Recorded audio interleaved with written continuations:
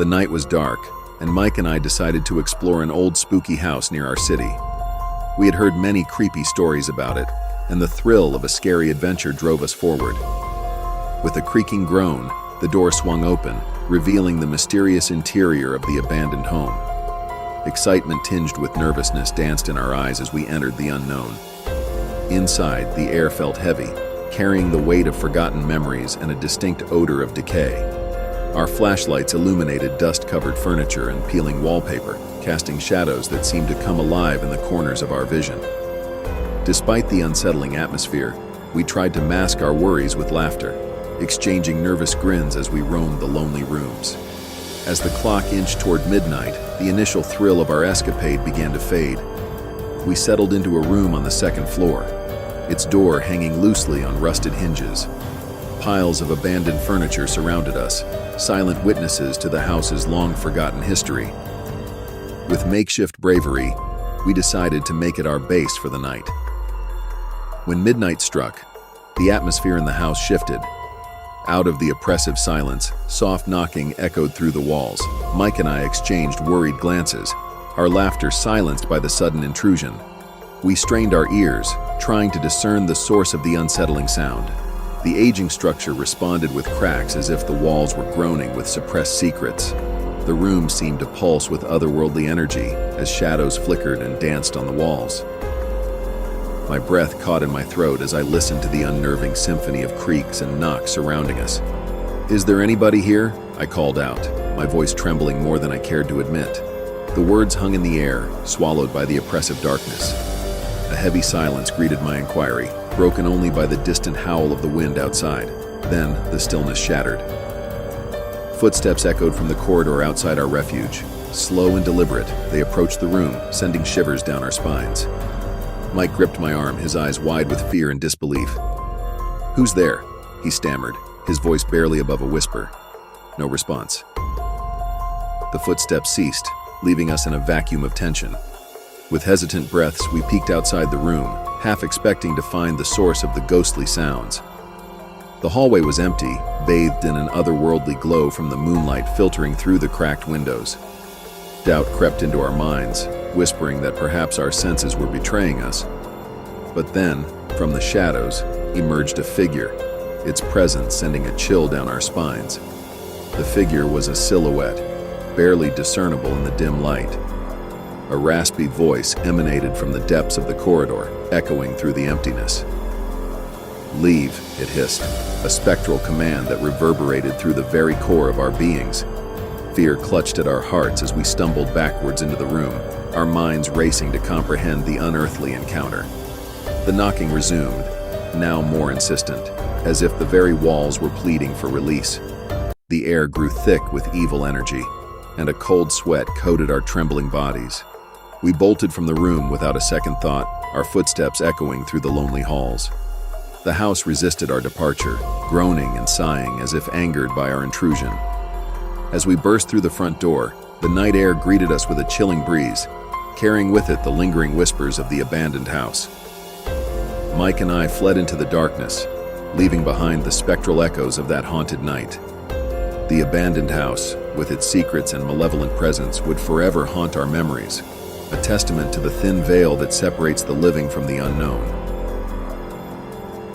The night was thick with an oppressive darkness as I navigated the winding country road, my car's headlights cutting through the obsidian night.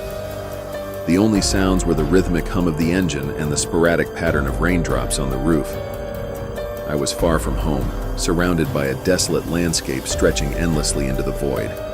As I glanced in the rearview mirror, the pale glow of the dashboard revealed a chilling sight. A stranger, a man I did not know, crouched low on the backseat floor. Shadows obscured his face, and my heart lurched at the realization that I was not alone in the car.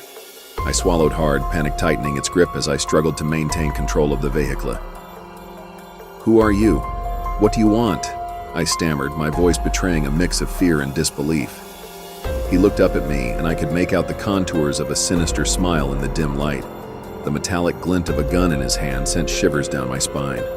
"Drive," he commanded, his voice a low, menacing growl. "And don't make a scene. I wouldn't want things to get messy." My hands trembled on the steering wheel as I complied, the road ahead turning into a nightmarish tunnel of uncertainty.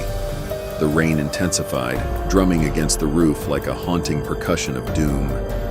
I stole glances at the rearview mirror, the stranger's eyes fixated on me with an intensity that sent a chill down my spine. "Turn left at the next intersection," he directed, his tone cold and authoritative. The ominous silhouette of the man shifted in the darkness as he guided me through the lonely backroads. "Why are you doing this?" I finally mustered the courage to ask, my voice barely above a whisper. He chuckled, the sound sending shivers through the confined space of the car. "You're just a pawn in a much larger game," he replied cryptically. "Consider yourself unlucky." The radio crackled to life, an eerie voice cutting through the static. "Breaking news. A serial killer is on the loose in the area. Authorities advise all residents to stay indoors and report any suspicious activity." My blood ran cold. The realization hit me like a freight train. The man in my back seat was not just a stranger. He was a notorious serial killer. Panic surged, and I struggled to maintain control of my racing thoughts. He grinned as if relishing the terror that gripped me. "Looks like you've got yourself a front row seat, driver." I navigated the winding roads with a sense of dread, the weight of the situation sinking in. The rain intensified, mirroring the storm brewing within me. I contemplated my options, but the gun in his hand and the gravity of the situation paralyzed any escape attempts. "Stop the car," he ordered suddenly, his voice cutting through the tense silence. I complied, bringing the car to a halt on the deserted road. The rain drummed against the roof, a symphony of fear. I could feel his eyes on me, assessing, calculating. "You were chosen for a reason," he said, a sinister edge to his words. "A sacrifice to the chaos I sow." The headlights illuminated a lonely stretch of road, shadows dancing in the rain-soaked night. I sat there, paralyzed, as the gravity of my predicament settled in. The radio continued its grim broadcast, detailing the horrors committed by the serial killer in the area. He leaned in closer, the glint of the gun menacingly visible. "Remember this, driver," he hissed. "The night is long, and the road is unpredictable. Embrace the darkness, it's where I thrive." And with that, he vanished into the night, leaving me alone on the rain-soaked road, haunted by the knowledge that I had been an unwilling accomplice in the unfolding nightmare. The engine idled, the rain persisted, and the echoes of the radio broadcast lingered, an unsettling reminder of the horrors that had unfolded in the dark corners of the night. The computer screen's glow cast an otherworldly pallor across the room as I sat, immersed in the typing rhythm. Late at night, the world outside my window was draped in silence. The only sounds were the soft tap-tap of my fingers on the keyboard. My desk lamp created a pool of light in the room, warding off the encroaching darkness. I was engrossed in my work, crafting words into sentences that danced across the screen. The document unfolded like a tapestry of my thoughts, a digital manifestation of the ideas in my mind. But then, with a suddenness that sent a chill down my spine, the words began to vanish, erased as if by an invisible hand. I stared at the screen, the cursor blinking in an empty void where my carefully constructed sentences had once thrived. A sense of unease settled over me, a gnawing suspicion that something was wrong. I pressed the undo button, hoping to resurrect my lost words, but the cursor stubbornly remained in a vacant space. And then, the screen flickered, and a new message emerged in stark, foreboding letters. "You are not alone." My breath caught in my throat as I stared at the ominous message. The words pulse with an energy that permeates the room. My surroundings felt suddenly unfamiliar, the shadows more menacing, the silence more deafening. "We are watching." I recoiled, a shiver running down my spine. The room seemed to close in, the walls bearing witness to an unseen presence. I scanned the empty space, searching for any sign of intrusion, but there was nothing, just the quiet hum of the computer and the distant hush of the night outside.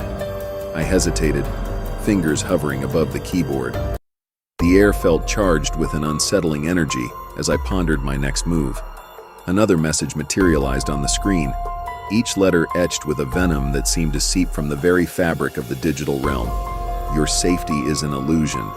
Dread clutched at my chest, and I found myself entangled in a web of fear.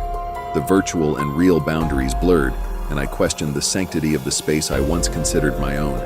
With each passing second, a sense of vulnerability gnawed at me as if unseen eyes scrutinized my every move. "Turn off the lights." The message on the screen commanded compliance. A sense of impending doom hung heavy in the room. I hesitated, torn between the instinct to flee and the compulsion to unravel the mystery. Against my better judgment, I reached for the light switch, plunging the room into an inky abyss. The darkness was absolute, a suffocating void that seemed to absorb sound and light alike. I strained my ears, my breaths audible in the oppressive silence. The screen became my only illumination source, casting an eerie glow on my face. The cursor blinked, awaiting my next keystroke. "We are closer than you think." I recoiled at the message, my pulse quickening. The room seemed to constrict around me, the darkness a palpable force. Fear crept in, an insidious whisper that echoed through the void. I fumbled for the light switch, desperate to dispel the suffocating darkness. As the room flooded with light, I surveyed my surroundings, half expecting an intruder or a lurking presence. But the room stood empty, devoid of any physical threat. The computer screen, now a canvas of blank white, taunted me with the absence of my work. "Abandon this pursuit." The words materialized once more, a final decree.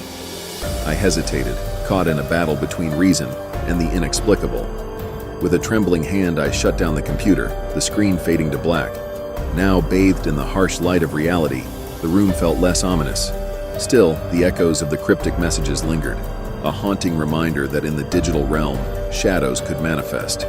The line between fiction and reality could blur into an unsettling tapestry of fear.